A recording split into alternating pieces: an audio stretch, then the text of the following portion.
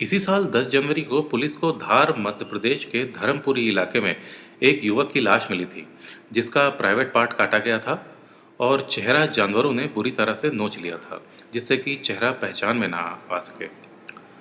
मरने वाले के पर्स में एक लड़का और एक लड़की की फोटोज मिली थी। हाथ में एक उंगली में अंगूठी पहनी हुई थी और गले में रुद्राक्ष की माला थी। इसकी लाश धर्मपुरी के गणपति घाट के पास मिली थी। ये लाश मिलने के बाद पुलिस ने पूरे इलाके में इसकी फोटोज और पर्स में मिली दोनों फोटोज को घुमाया, मगर लाश की शिनाख्त नहीं हो पा रही थी। लाश की हालत दिन पर दिन खराब होती जा रही थी, इसलिए पोस्टमार्टम और फॉरेंसिक टेस्ट होने के बाद पुलिस ने इसको अज्ञात शवों की श्रेणी में दफनवा दिया था। पुलिस ने इस लाश की डिटेल अखबार, पोस्टर के अलावा व्हाट्सएप के जरिए भी लोगों तक पहुंचाई थी और नाकामी मिलने के बाद इसके बारे में पूरे प्रदेश में भी इसी बीच दर्ज की गई सभी मिसिंग कंप्लेंट्स को खोजना शुरू किया था। पुलिस के इस एक्शन के बाद उनको चंदन नगर इंदौर पुलिस से यह सूचना मिली कि 8 जनवरी को सलमान नाम के एक युवक के गायब होने की मिसिंग कंप्लेंट वहां दर्ज की गई थी, जिसके 3 दिन बाद ही ये लाश यहां धर्मपुरी में पाई गई थी। चंदन नगर पुलिस ने तुरंत ही मिसिंग सलमान के भाई को इस लाश की शिनाख्त करने के लिए भेजा। शिनाख्त करवाने के लिए पुलिस ने लाश को वापस बाहर निकलवाया और सलमान के भाई शेख राजा और बाकी परिवार वालों के सामने पेश किया। ये लाश जब पाई गई थी तो इसकी हालत बहुत ज़्यादा ख़राब हो चुकी थी और दफनाने के बाद निकालने के बाद इसको पहचानना और ज़्यादा मुश्किल हो रहा था और सलमान का भाई भी लाश को देखकर ठीक से उसकी शिनाख्त कर नहीं पा रहा था। पुलिस ने जब सलमान के पास से मिली एक एक चीज़ को शेख राजा के सामने रखा तो उसने सलमान की अंगूठी देखकर यह कंफर्म किया कि हाँ, ये लाश सलमान की ही है। पुलिस के लिए यह हैरान करने वाली बात थी कि जिस लाश पर रुद्राक्ष की माला थी वो लाश एक मुसलमान की थी। पुलिस को अब हत्यारा का पैटर्न समझ में आ गया था। वो समझ गए थे कि लाश का प्राइवेट पार्ट इसलिए काटा गया कि पुलिस को ये पता न चल पाए कि ये लाश एक मुस्लिम की है और गले में माला जानबूझकर डाली गई जिससे कि लगे कि मरने वाला हिंदू था। शेख राजा के अनुसार लाश पे जो कपड़े थे वो सलमान के नहीं थे। सलमान लापता होने के दिन काली शर्ट और नीली जीन्स पहनकर निकला था, लेकिन हत्यारों ने उसे आसमानी चेक्स वाला शर्ट पैंट पहना दी थी और चेहरा भी कुचल दिया था। आइडेंटिफिकेशन को और पुख्ता करने के लिए पुलिस ने लाश को डीएनए सैंपलिंग के लिए भी भेज दिया था। शिनाख्त होने के बाद धार पुलिस ने इंदौर पुलिस से इस मिसिंग कंप्लेन और सलमान के बारे में सारी जानकारी इकट्ठा करना शुरू की। सलमान एक फैब्रिकेशन के बिजनेस में था और रऊफ नाम के शख्स के अंतर्गत काम करता था।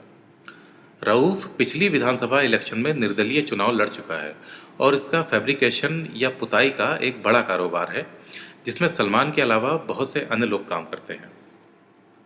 सलमान की गायब होने के बाद जब इंदौर पुलिस ने रऊफ को उसके बारे में पूछा तो उसने बताया कि उसको सलमान के गायब होने के बारे में कोई जानकारी नहीं है और वो कहाँ गया है इसके बारे में उसे कुछ नहीं पता है। सलमान के फ़ोन डिटेल से भी कुछ हाथ नहीं आ रहा था, मगर एक संदिग्ध बात सामने ये आई थी कि सलमान का ये सिम कार्ड किसी फर्जी नाम पर रजिस्टर था।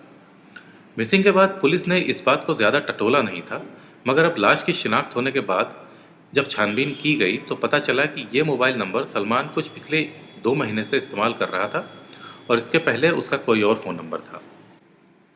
पुलिस के सामने हत्या की असली वजह सामने आना तब शुरू हुई जब उन्होंने सलमान के पिछले नंबर की कॉल डिटेल्स निकलवाईं, जिससे उनको पता लगा कि सलमान की रऊफ की बीवी फरजाना से घंटों फ़ोन पे बात होती थी। पुलिस ने इसी बिना पर रऊफ, उसकी बीवी, ड्राइवर सद्दाम और भतीजे जफ़र को अरेस्ट करके धर्मपुरी पूछताछ करने के लिए भेज दिया। पुलिस को बयान देते हुए रऊफ ने बताया कि उसकी बीवी फरजाना और सलमान के बीच नाजायज़ संबंध थे, जिसका पता उसको चल चुका था और उसने सलमान और फरजाना दोनों को धमकाया था कि वो एक दूसरे से दूर रहें। रऊफ ने सलमान को नौकरी से निकाल दिया था और सलमान और फरजाना एक दूसरे से अलग हो चुके थे, मगर फिर भी रऊफ सलमान को सबक सिखाना चाहता था। उसने फरजाना को अपने झांसे में लेकर सलमान को एक फर्जी सिम कार्ड दिलवाया। सलमान का फ़ोन कुछ समय पहले ख़राब हो गया था, इसलिए उसने फरजाना से ये फ़ोन ले लिया और इस्तेमाल करने लगा। 8 जनवरी को रऊफ के कहने पर फरजाना ने सलमान को धर्मपुरी के जंगलों में मिलने के लिए बुलाया, जहां उसे सद्दाम अपनी बाइक पर लेकर गया। धर्मपुरी नर्मदा पार करने के बाद दोनों फरजाना का इंतजार करने लगे और पीछे से रऊफ और भतीजा जफर भी वहां पहुंच गए। फिर तीनों ने मिलकर सलमान की हत्या कर दी। रऊफ कुछ कपड़े, एक माला अपने साथ लेकर आया था, जिसको उसने सलमान की हत्या करने के बाद उसको पहना दिया, जिससे कि वो हिंदू मालूम दे, और इसके अलावा उसका प्राइवेट पार्ट भी काट दिया। सलमान के पर्स में 2 फोटोज, चांदी की 2 अंगूठी और एक डायरी रखना भी इसी साजिश का हिस्सा था, जो पुलिस की जांच भटकाने के लिए किया गया था।